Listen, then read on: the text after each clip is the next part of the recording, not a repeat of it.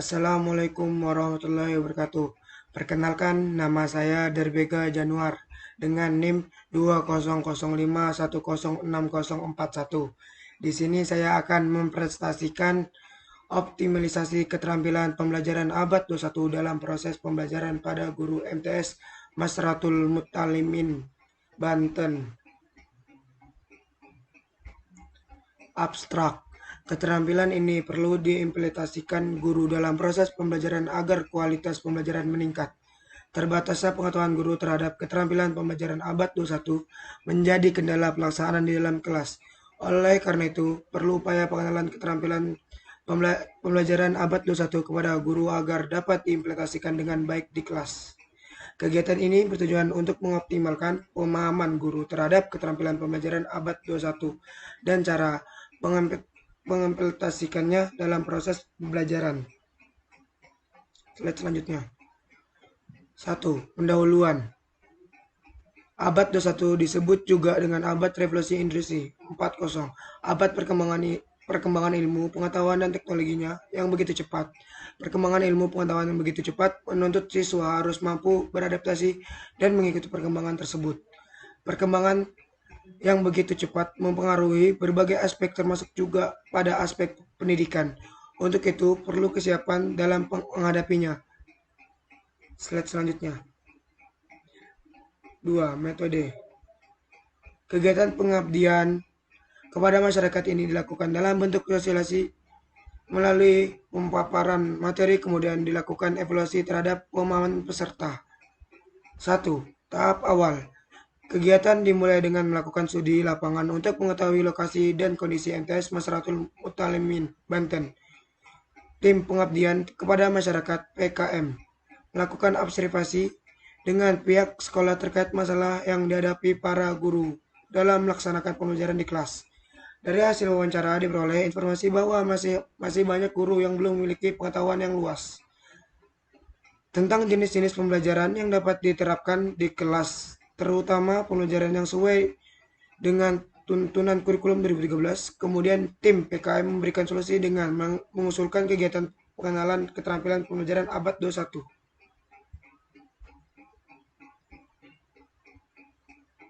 Inti dari kegiatan pengabdian pada masyarakat ini adalah dilakukan sosialisasi kepada para guru MTS Masratul Mutalimin, Banten mengenai pengenalan keterampilan pembelajaran abad 21.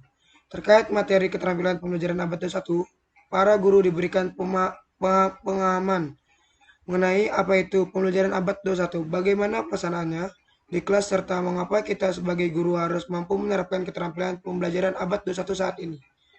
Dalam pemaparannya, pemateri tidak hanya berceramah secara satu arah, akan tetapi lebih banyak memberikan ruang diskusi dengan memberikan kesempatan kepada guru untuk menyampaikan pandangannya, pengalaman selama mengajar di kelas. Slide selanjutnya. 3. Tahap akhir. Di akhir kegiatan, tim dosen menyebarkan angket yang diisi oleh para guru peserta kegiatan untuk mengukur pemahaman peserta dalam beberapa aspek diantaranya, yaitu aspek penyampaian materi, aspek konten atau isi materi, aspek manfaat kegiatan, dan umpan balik feedback.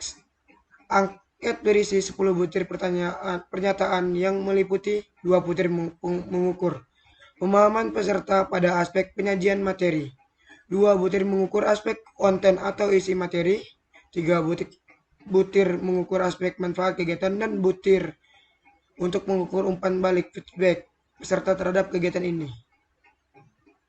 3. Hasil dan pembahasan. Kegiatan pengabdian kepada masyarakat dilakukan melalui 3 tahapan, yaitu tahap awal berupa observasi permasalahan yang dialami oleh mitra PKM. Hasil dari tahap awal berupa identitas permasalahan, solusi, serta jadwal pelaksanaan kegiatan PKM. Tahap inti pelaksanaan kegiatan PKM berupa penyampaian materi serta pembahasan implementasi keterampilan pembelajaran abad 21. Pada tahap ini, hasil kegiatan berupa interaksi tanya, jawab, serta diskusi tentang proses keterampilan pembelajaran abad 21. Tahap akhir dari kegiatan berupa pemberian angket yang bertujuan untuk melihat sejauh mana keberhasilan proses pelaksanaan PKM. Penyampaian materi tentang implementasi keterampilan pembelajaran abad 21 berupa penyampaian dari masing-masing keterampilan abad 21. Dimulai dari keterampilan communication, collaboration, critical thinking, and problem solving, creativity, thinking, and innovating. Contoh keterampilan communication berupa diskusi untuk mengolah dan memperoleh informasi, mengemukakan pendapat atau sanggahan, serta memberikan masukan terhadap pendapat orang lain, menuliskan laporan hasil diskusi melalui tulisan, lisan ataupun dalam bentuk penyajian. Contoh keterampilan collaboration berupa bekerjasama dalam kelompok dengan cara pembagian peran dan tanggung jawab masing-masing anggota kelompok terhadap tugas menentukan pola bilang dari suatu barisan. 4. Kesimpulan. Dari kegiatan pengabdian kepada masyarakat yang dilakukan diperoleh data bahwa pemahaman guru mengenai keterampilan pembelajaran abad 21 menjadi lebih baik berdasarkan hasil evaluasi angket yang diberikan kepada peserta.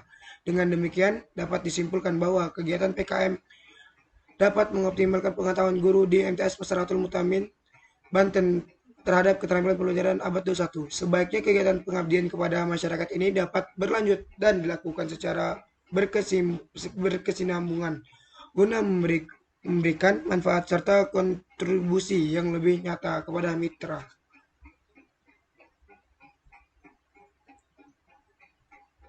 Pengembangan media pembelajaran PJOK basis ICT di SMP. Abstrak. Pemanfaat media pembelajaran pada zaman Milenium, kemajuan teknologi informasi dan komunikasi dapat digunakan oleh guru untuk mencapai hasil belajar yang lebih optimal. Ketidakmampuan pemanfaatan ICT bisa menjadi masalah yang bisa menghambat pencapaian tujuan proses pembelajaran. Penelitian ini bertujuan untuk mengembangkan model pembelajaran pendidikan jasmani, olahraga dan kesehatan dan menggunakan aplikasi Android. 1. Pendahuluan. Sertanya kemajuan ICT ini tidak mempengaruhi kesenjangan yang terjadi dari proses pembelajaran yang ada di kota dengan pedesaan. Salah satu contoh konkret adalah penggunaan media pembelajaran yang masih jauh dioptimalkan antara kota dengan desa. Kemajuan teknologi pendidikan, education teknologi, maupun teknologi pembelajaran instruction teknologi seharusnya bisa menjadi fasilitator untuk digunakan dalam berbagai media pembelajaran, institution media, serta peralatan yang semakin canggih guna menghilangkan ketimpangan penggunaan media pembelajaran sebagai salah satu sarana dalam membantu kesuksesan proses pembelajaran. Slide selanjutnya. Konteks dan fungsi media pembelajaran ada beberapa penekan antara lain. 1. Media alat untuk proses pembelajaran lebih efektif. 2. Mempercepat proses mengajar. 3. Lebih meningkatkan kualitas proses pembelajaran mengajar. 4. Mengungkap sesuatu yang abstrak sehingga dapat mengurangi terjadinya penafsiran verbalisme yang keliru. Kasus dalam bidang pendidikan jasmani olahraga dan kesehatan PJOK. Penanaman konsep belajar gerak motor learning harus mendapatkan perhatian secara mengkhusus karena penyampaian belajar gerak motor learning secara konvensional akan membosankan dan tidak menimbulkan motivasi belajar peserta didik. Pengembangan model pembelajaran menjadi keharusan dalam zaman milenium supaya menimbulkan keterkaitan dan memotivasi peserta didik dalam belajar mengajar. Mengembang model pembelajaran pendidik jasmani olahraga dan kesehatan menggunakan aplikasi yang terdapat pada telepon smartphone yang mencarikan kebutuhan para generasi milenial yang bisa dibawa kemana saja dalam kegiatan apapun. Selanjutnya. Penelitian pengembangan model pembelajaran pendidikan jasmani olahraga dan kesehatan ini menjadi sangat penting karena membantu guru memberi pesan dalam proses pembelajaran. Guru tidak usah berulang kali membuat media pembelajaran yang sama dari tahun ke tahun. Membantu peserta didik dalam menerima pesan dalam proses belajar mengajar. Materi dan media pembelajaran yang menarik dapat dengan mudah. Bagaimanakah pengembangan media pembelajaran pendidikan jasmani olahraga dan kesehatan berbasis informasi and communication teknologi ICT? Dengan permasalahan yang telah diajukan, maka adapun tujuan penelitian ini adalah mengembangkan model pembelajaran pendidikan jasmani, olahraga, dan kesehatan berbasis information and communication technology ICT, serta bermanfaat bagi kelancaran proses pendidikan secara keseluruhan, peningkatan prestasi belajar bagi siswa, dan peningkatan kualitas proses pembelajaran bagi guru. Media. Dengan demikian, pemanfaatan media pembelajaran baik di kelas, laboratorium, dan lapangan merupakan suatu kebutuhan yang harus dilakukan untuk menunjang kualitas pembelajaran.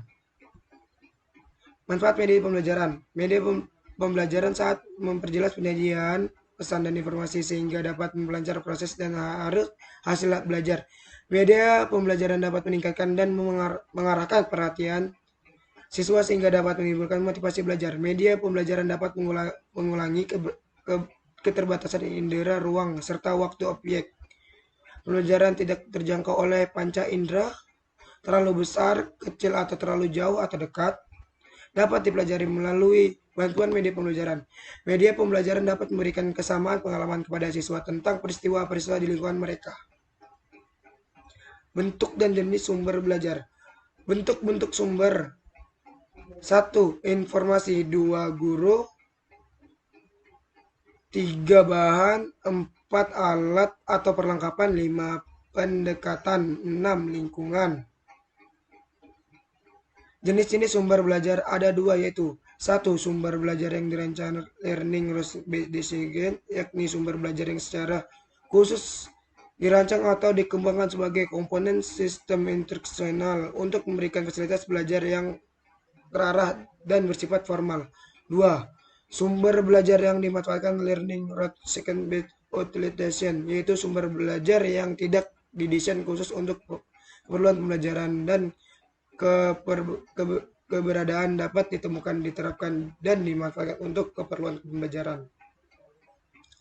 Pembelajaran PJOK berbasis ICT. Perubahan part 5 yang besar tersebut terlihat secara nyata. Salah satunya adalah hal media pembelajaran dan cara peserta didik dalam memahami materi yang secara cepat dan praktis.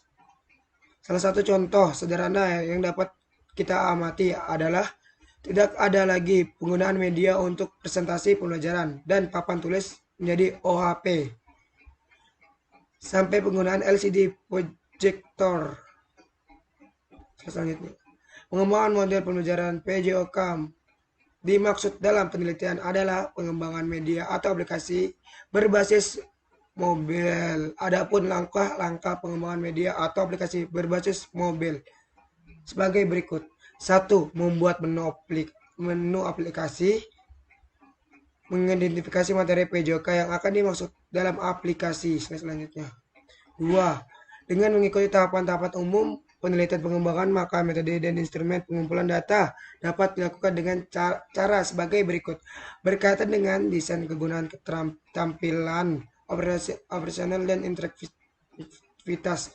Penggunaan media dilakukan dengan review oleh para ahli media dan ahli pembelajaran untuk menganalisis pengembangan media pembelajaran pendidikan jasmani, olahraga, dan kesehatan yang sedang dikembangkan. 3. Hasil dan pembahasan. 4. Kesimpulan. Disimpulkan bahwa langkah-langkah dilakukan dengan pengembangan media pembelajaran yaitu 1. Pengumpulan data awal. 2. Perencanaan. 3. Pengembangan draft produk. 4. Uji lapangan awal. 5. Revisi hasil uji coba. 6. Uji coba lapangan. 7. Penyempurnaan produk hasil uji lapangan. 8. Uji pelaksanaan lapangan. 9. Penyempurnaan produk akhir. Dan 10. Diseminasi dan implementasi.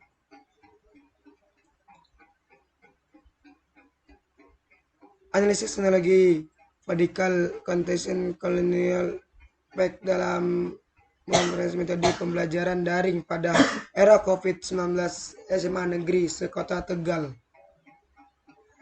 Abstrak. Pembelajaran daring adalah metode pembelajaran dengan memanfaatkan media TIK sebagai penunjang proses pembelajaran.